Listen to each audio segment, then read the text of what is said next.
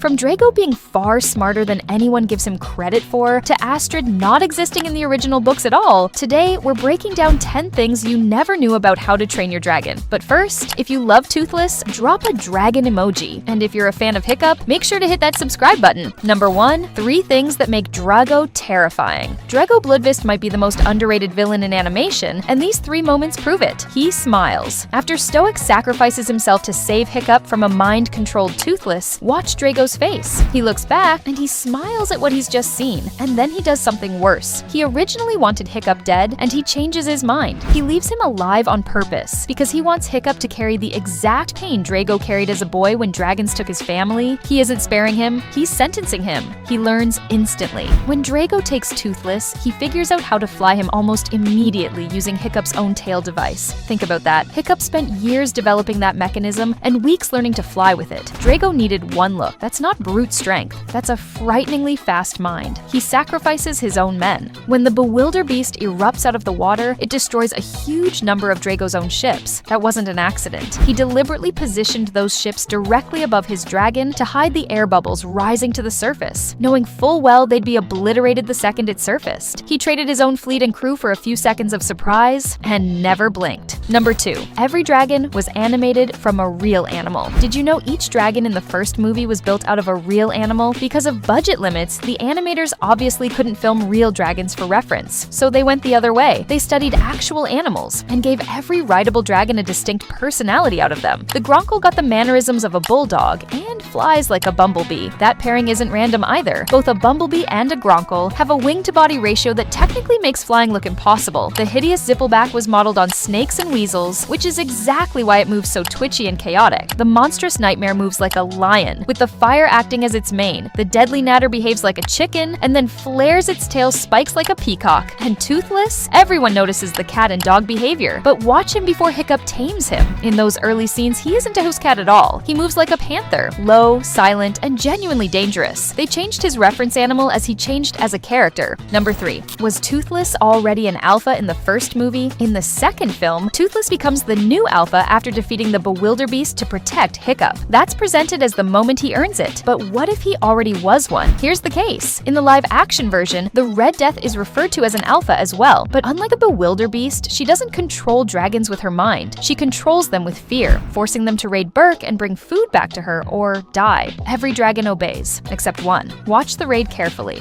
The Night Fury doesn't take anything. Not a single fish, not a single sheep. Toothless only targets catapults and weapons, the things that could hurt other dragons, which means he was the only dragon in that entire swarm not following the Red Death's orders. He was already immune to an alpha's control before the story even started. So why didn't he take over the others after she died? Because there was no need. He fought the Red Death alone and won alone. Unlike the second movie, where he had to actively wrestle control of the swarm back from a rival, in the first movie there was nothing left to take. Number 4. The 7 dragon classes. Explained, everyone knows Toothless is a Night Fury. Almost nobody knows what that actually means. In this universe, dragons aren't just separate species, they're sorted into 7 classes, and each one is a completely different combat philosophy. Boulder class and the tanks, built to absorb punishment and eat rock. Stoker class, pure fire. These are the ones that set themselves alight. Sharp class, speed and blades. Fast, precise, built to cut. Tidal class, the ocean rulers, the ones almost nobody sees and nobody fights on their own turf. Tracker class, built to find things. Terrifying if you're the thing. Strike class, the elite. Fastest, smartest, most powerful. This is where Toothless sits. Mystery class, the ones that break the rules and don't fit anywhere else. So when people say Toothless is special, they're underselling it. He isn't just a rare species, he sits in the top tier of an entire classification system, and he's the only one of his kind we ever see in it. Number 5. Why did Stormfly save Eret? There's a moment in the second movie that makes no sense until you spot the detail behind it. Drago is about to kill Eret, and out of nowhere, Stormfly dives in and saves his life. Hold on, Eret is the dragon trapper. He attacked Stormfly earlier in the film. He hunts her species for a living, so why would she risk everything for him? Here's what most fans miss. Remember when Hiccup and Astrid surrendered to Eret so they can get to Drago? During that scene, Eret takes Hiccup's flaming sword and throws it into the ocean, and Stormfly dives straight in and brings it back, like a dog playing fetch. Eret gets annoyed and throws it again. She brings it back again. To Eret, it was frustration. To Stormfly, it wasn't an attack at all. It was a game. A man was throwing something and she was retrieving it, which in her mind is what friends do. And from that moment on, she trusted him. So So later, when Eret is about to die, Stormfly doesn't see an enemy. She sees someone worth protecting, and that single act starts his entire transformation from dragon hunter to dragon rider. A game of fetch changed his life. Number 6. How is Hiccup strong enough to push Toothless? Here's something that should be physically impossible. Toothless weighs somewhere around 800 kilos, and Hiccup, the scrawniest Viking on Berk, regularly shoves him around like it's nothing, because Hiccup is far stronger than he looks, and the movies actually track it. Think about his life.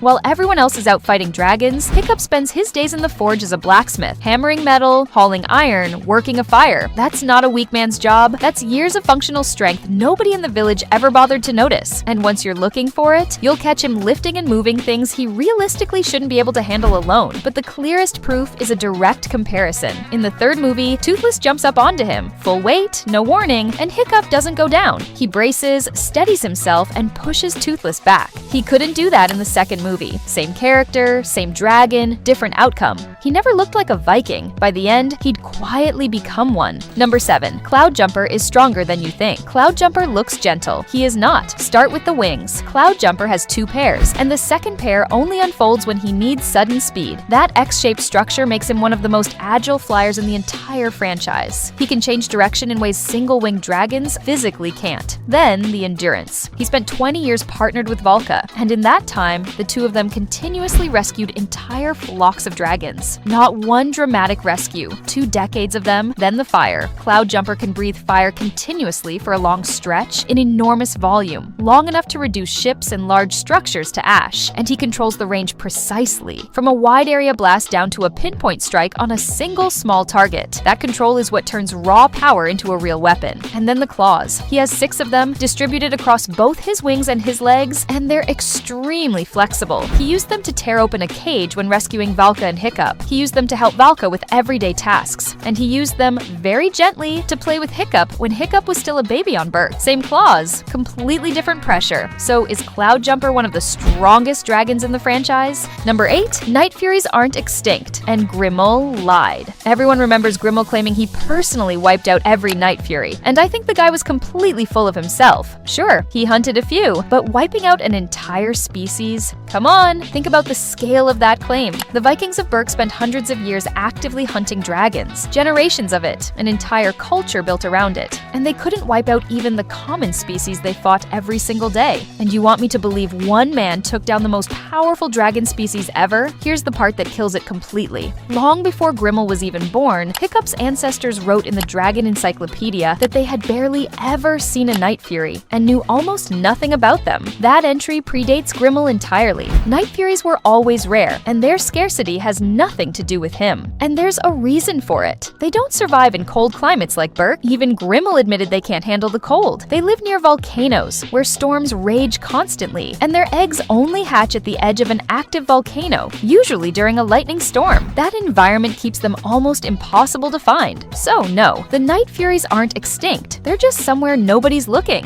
Number 9. Which dragon took Gobber's hand and leg? This is one of the oldest questions in the fandom, and the answer is stranger than you'd expect. Gobber lays it out himself in the first film. He's been bitten, burned, and lost a leg and a hand, and he's still going. So clearly it happened fighting dragons. But which dragon? The popular theory points at a monstrous nightmare, since that species is infamous for being brutal and aggressive toward Vikings specifically. It fits. But here's the thing, neither the movies nor the books ever say. Not once. And according to directors Dean DeBlois and Chris Sanders, that was completely deliberate. 2 reasons. First, it's funnier. Gobber constantly jokes about his missing limbs, and the joke only works if there's no tragic backstory attached to it. And second, it's symbolic. Gobber mirrors Hiccup. Both of them lost a limb to a dragon, and both came back stronger for it. Naming the specific dragon would make it a revenge story. Leaving it blank makes it a shared identity. So which dragon really took Gobber's hand and leg? The directors decided that one belongs to you. Number 10. The books are nothing like the movies. Here's the part that breaks most people's brains. How to Train Your Dragon was adapted from a book series, and the books are almost unrecognizable. Hiccup can talk to dragons out loud. There's an actual language called Dragonese, and Hiccup is the only human who understands it. The dragons are tiny, especially Toothless, who is nowhere near big enough to ride. No flying, no saddle, no tail fin. He's more of a difficult pet than a war machine, and they only obey out of intimidation. Some dragons in the books openly state that they follow humans purely because humans are bigger than they are. That's it. The Vikings were never at war with dragons, at all. In the books, they've been training them for generations. It's a normal part of life, which flips Hiccup's entire gift. He isn't the first person to bond with a dragon, he's just the only tamer who speaks to them, while every other Viking simply yells at theirs, which, if you think about it, makes the average book Viking behave a lot like the villain of the second movie. And Astrid doesn't exist. She isn't a different character or a renamed one. She's not in the books. Every Viking is male. Honestly, this might be one of the rare cases where the movies genuinely improved on the source. The books are gentler and more laid back. The films turned it into something epic. Did you know any of this? Let me know in the comments. And that's it! Which one surprised you the most? A theory or a tiny detail? Let me know in the comments. If you want the next part, hit that like button and make sure you're subscribed, because we're uncovering even more secrets next time.